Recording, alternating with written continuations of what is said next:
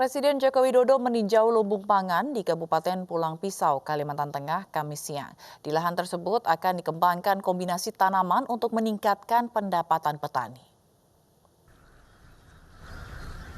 Untuk menghindari kelangkaan pangan akibat pandemi COVID-19, Presiden Joko Widodo mengembangkan tanah seluas 30.000 hektar di Provinsi Kalimantan Tengah. Dalam kunjungannya, Presiden Jokowi menjelaskan di area Pulang Pisau dikembangkan kombinasi tanaman serta budidaya ikan di keramba. Semuanya nanti di sini 168.000 akan ditanami padi untuk beras. Yang di Pulang Pisau untuk tahun 2020, kita memulainya di 2020, di Pulang Pisau akan dikembangkan 10.000 hektar, kemudian di Kabupaten Kapuas akan dikerjakan 20.000 hektar. Sehingga totalnya di Provinsi Kalimantan Tengah untuk tahun 2020 adalah 30.000 hektar. Dua calon wali kota Medan, Ahyar Nasution dan Bobi Nasution terus berkampanye untuk merebut hati warga. Keduanya belusukan untuk mendengar aspirasi warga dengan memperhatikan protokol kesehatan.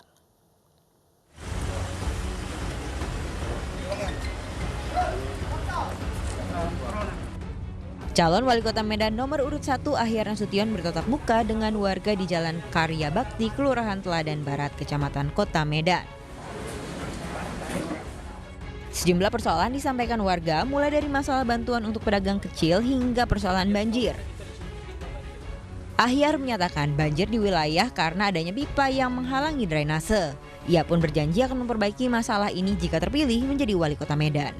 Ia pun mengingatkan warga untuk menerapkan protokol kesehatan di tengah pandemi COVID-19.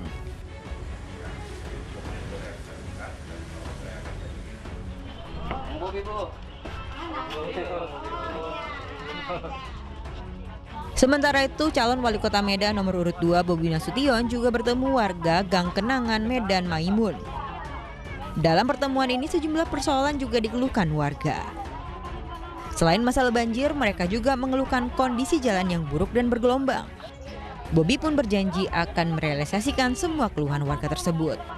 Dalam belusukannya, Bobi pun mengingatkan warga untuk menaati protokol kesehatan. Dari Medan, Sumatera Utara, Said Ilham, iNews melaporkan.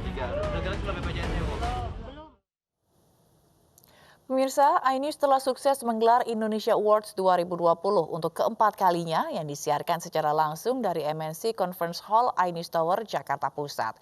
Masih di tengah pandemi COVID-19, acara dilakukan dengan protokol kesehatan ketat.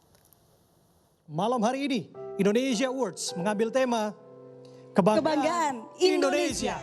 iNews memberikan apresiasi kepada 28 insan terbaik dalam ajang Indonesia Award 2020 yang mengusung tema Kebanggaan Indonesia. Kriteria penilaian pada perhelatan keempat ini mencakup popularitas, konsistensi, dan kepakaran. Proses penjaringan bakal calon nominator sudah dilakukan sejak Mei 2020 berdasarkan sepak terjang prestasi dan kontribusi selama pandemi COVID-19. Harapannya tentunya mengapresiasi para tokoh-tokoh yang berbuat sesuatu ya bagi bangsa dan negara, khususnya di bidang-bidang tertentu yang saat ini memang sangat dibutuhkan. Kemudian bisa menjadi role model, contoh bagi yang lain. Kalau makin banyak yang memiliki kontribusi seperti ini, tentunya bangsa kita akan menjadi lebih baik.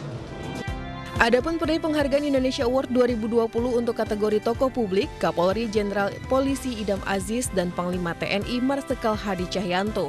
Kategori tokoh profesional, Dr. Andani Eka Putra, Kepala Laboratorium Pusat Diagnostik dan Riset Penyakit Infeksi Universitas Andalas Padang. Dan kategori penghargaan khusus bidang kesehatan, Dokter Spesialis Paru Handoko Gunawan yang masih merawat pasien COVID-19 pada usia 80 tahun. Dan ini bentuk apresiasi kepada pejabat publik, dan kali ini tepat karena salah satu yang diberi penghargaan kan terkait dengan kesehatan. Dan juga yang tentunya kepada gubernur, bupati yang mendapatkan kan terpacu untuk berprestasi. Jadi dari segi pemerintah mengapresiasi yang dilakukan oleh grup iNews. Dewan Juri Kehormatan Indonesia Award 2020 kali ini adalah Menteri Koordinator Bidang Perekonomian Airlangga Hartanto, Menteri Koordinator Bidang Pembangunan Manusia dan Kebudayaan Muhadjir Effendi, dan Eksekutif Chairman MNC Group Haritano Sudibyo. Tim Liputan iNews melaporkan.